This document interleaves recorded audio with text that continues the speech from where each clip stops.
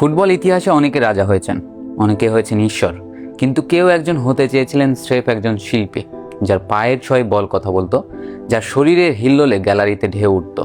Neymar da Silva Santos junior. ব্রাজিলের সাম্বা ফুটবলের শেষ অবশেষ, কিন্তু নিয়তি তাকে যতটা না ট্রফি দিয়েছে তার চেয়ে বেশি দিয়েছে রক্তক্ষরণ। আজ সেই রাজপুত্রের গল্প বলবো, যার হাসি দেখে ফুটবল প্রেমে পড়েছিল এক প্রজন্ম, আর যার কান্না দেখে আজ ফুটবল নিজেই শোকাতুর।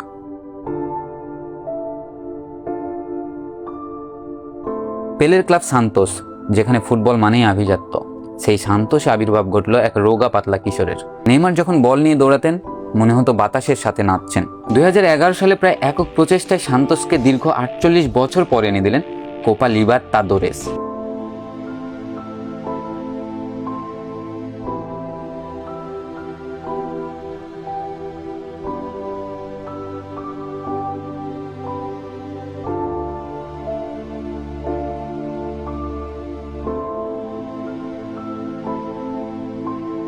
সেই বিখ্যাত গোল, যেখানে পুরো ফ্লামিঙ্গোর রক্ষণ ভাগকে পুতুলের মতো নাচিয়ে গোল করেছিলেন, যা তাকে এনে দিয়েছিল ফিফা পুস্কাস অ্যাওয়ার্ড। পুরো বিশ্ব বুঝে গিয়েছিল পেলের সিংহাসন আর খালি থাকছে না।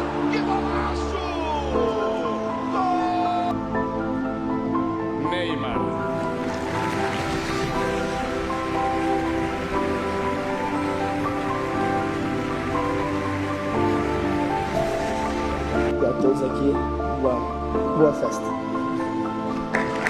Agradece a todos la fiesta, que se me dio clarito. 2010 সালে মাত্র 18 বছর বয়সে আমেরিকার বিপক্ষে হলুদ জার্সি গায়ে অভিষেক, প্রথম ম্যাচেই গোল।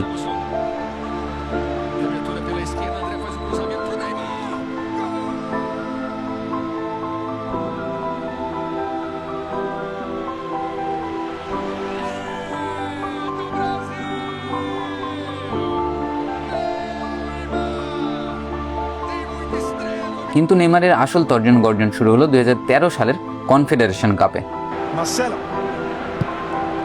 Marcelo in here, looks for and finds Fred. The shot comes in. Oh!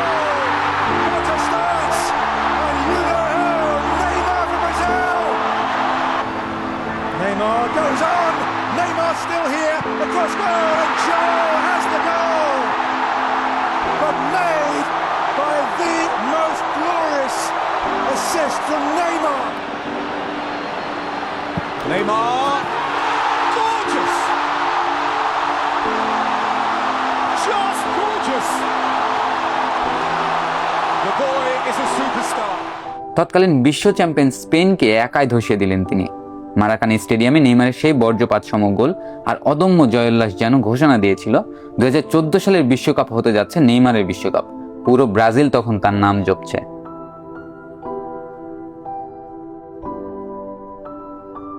ইউরোপের মাটিতে পা রাখলেন বার্সেলোনার হয়ে। সেখানে সৃষ্টি হলো ইতিহাসের শ্রেষ্ঠ ত্রয়ী MSN। নেইমার সেখানে শুধু একজন খেলোয়াড় ছিলেন না, তিনি ছিলেন ফুটবলের বিশুদ্ধ আনন্দ। 2015 সালে চ্যাম্পিয়ন্স লিগ ফাইনালে গোল করে বার্সাকে ট্রেবল জেতালেন।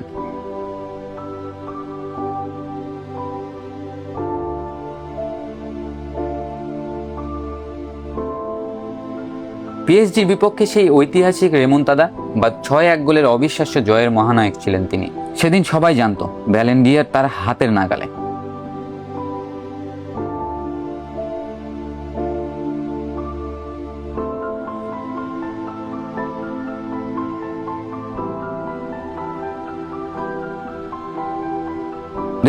বিশ্বকাপ, নিজের দেশের মাঠ, নেইমার উঠছেন, ব্রাজিল স্বপ্ন দেখছে। হঠাৎ এক নিমিষেই সব স্তব্ধ।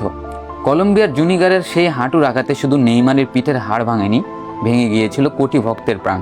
এরপর থেকে ইনজুরি যেন নেইমারের সমার্থক শব্দ হয়ে গেল। 2017 সালে রেকর্ড ট্রান্সফারে PSG-তে যাওয়ার পর থেকে প্রতি মৌসুমে যখনই তিনি সেরা ছন্দে ফিরতেন, কোনো এক অজ্ঞাত অভিশাপে তার গোড়ালি মচকে যেত বা হাড় ভেঙে যেত। ফুটবল বিশ্ব তাকে মাঠে দেখতে চেয়েছিল, কিন্তু তিনি পড়েছিলেন হাসপাতালের বেডে। আজ 2026 বিশ্বকাপ যখন দরজায় কড়া নাড়ছে, তখন নেইমার লড়ছেন নিজের শরীরের সাথে। সেই ACL ইনজুরি, যা একজন অ্যাথলেটের জন্য সবচেয়ে বড় দুঃস্বপ্ন। ভক্তরা আজ সোশ্যাল মিডিয়ায় স্ক্রল করতে করতে দীর্ঘশ্বাস ফেলে। কেউ বলে নেইমার ফুরিয়ে গেছেন, আবার কেউ নিভৃতে কাঁদে প্রিয় জাদুকরের প্রত্যাবর্তনের আশায়। নেইমারকে ছাড়া ব্রাজিলের আক্রমণ ভাগ যেন প্রাণহীন এক কঙ্কাল। ব্রাজিলের রাস্তাঘাটে আজও ছোট ছোট ছেলেরা 10 নম্বর জার্সি পরে নেইমারের মতো করে চুল ছাটে। তারা ট্রফি চায় না, তারা চায় তাদের শৈশবের নায়ককে আর একবার হলেও সেই চিরচেনা হাসি নিয়ে মাঠে ফিরতে। তারা ভয় পায় হয়তো আর কোনোদিন হলুদ জার্সিতে সেই সাম্বা নাচ দেখা হবে না। ফুটবল বড় নির্দয়। যে মানুষটি ফুটবলকে এত আনন্দ দিল, ফুটবল তাকে ফিরিয়ে দিল কেবল চোখের জল আর অসহ্য শারীরিক যন্ত্রণা। নেইমার কি ব্যালন ডি অর জিতেছেন? না। নেইমার কি বিশ্বকাপ জিতেছেন? না। কিন্তু নেইমার যা জিতেছেন তা হলো কোটি মানুষের ভালোবাসা। হয়তো 2026 বিশ্বকাপে আমরা তাকে দেখব না, হয়তো ইতিহাস তাকে বলবে অপূর্ণ এক প্রতিভা, কিন্তু যখনই ফুটবলের ড্রিবলিং আর শিল্পের কথা উঠবে তখনই পেলের পাশে এবং গারিঞ্চার পাশে একজন রাজপুত্রের নাম স্বর্ণাক্ষরে লেখা থাকবে, যার পায়ের জাদু আমাদের শৈশবকে রঙিন করেছিল। Away from Mia. Johannesburg 4 years ago in the final. Here goes Hulk. Neymar. Return over Fred here.